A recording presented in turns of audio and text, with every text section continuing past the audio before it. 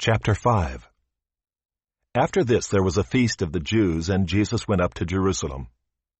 Now there is in Jerusalem by the sheep gate a pool in Aramaic called Bethesda, which has 5 roofed colonnades. In these lay a multitude of invalids, blind, lame, and paralyzed. One man was there who had been an invalid for 38 years. When Jesus saw him lying there and knew that he had already been there a long time, he said to him, "Do you want to be healed?"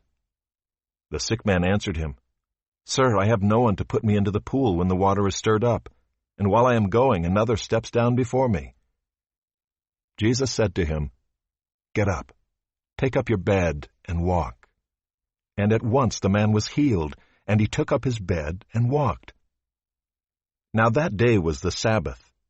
So the Jews said to the man who had been healed, "It is the Sabbath, and it is not lawful for you to take up your bed." But he answered them, "The man who healed me, that man said to me, 'Take up your bed and walk.'" They asked him, "Who is the man who said to you, 'Take up your bed and walk'?"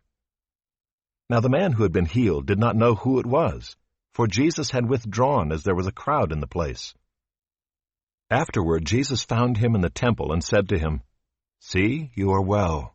Sin no more, that nothing worse may happen to you."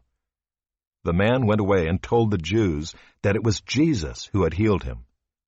And this was why the Jews were persecuting Jesus, because he was doing these things on the Sabbath. But Jesus answered them, "My Father is working until now, and I am working." This was why the Jews were seeking all the more to kill him, because not only was he breaking the Sabbath, but he was even calling God his own Father, making himself equal with God. So Jesus said to them, "Truly, truly, I say to you, the Son could do nothing of his own accord, but only what he sees the Father doing. For whatever the Father does, that the Son does likewise. For the Father loves the Son, and shows him all that he himself is doing. And greater works than these will he show him, so that you may marvel. For as the Father raises the dead and gives them life, so also the Son gives life to whom he will. For the Father judges no one, but has given all judgment to the Son, that all may honor the Son just as they honor the Father. Whoever does not honor the Son does not honor the Father who sent him.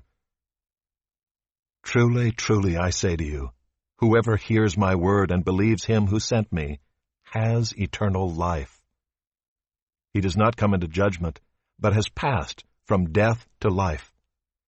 Truly, truly, I say to you, an hour is coming and is now here, when the dead will hear the voice of the Son of God, and those who hear will live. For as the Father has life in himself, so he has granted the Son also to have life in himself.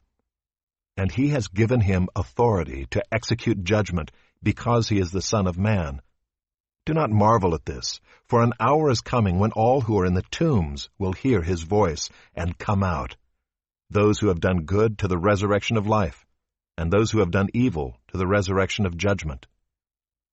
I can do nothing on my own. As I hear, I judge, and my judgment is just, because I seek not my own will, but the will of him who sent me. If I alone bear witness about myself, my testimony is not true. There is another who bears witness about me, and I know that the testimony that he bears about me is true. You sent to John, and he has borne witness to the truth. Not that the testimony that I receive is from man, but I say these things so that you may be saved. He was a burning and shining lamp, and you were willing to rejoice for a while in his light.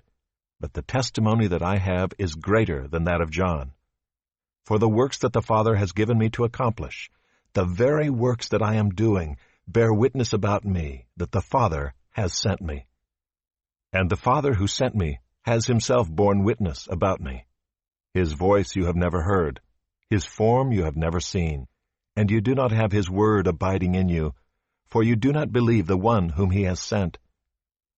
You search the Scriptures because you think that in them you have eternal life. And it is they that bear witness about me, yet you refuse to come to me that you may have life. I do not receive glory from people, but I know that you do not have the love of God within you. I have come in my Father's name, and you do not receive me. If another comes in his own name, you will receive him. How can you believe when you receive glory from one another, and do not seek the glory that comes from the only God? Do not think that I will accuse you to the Father.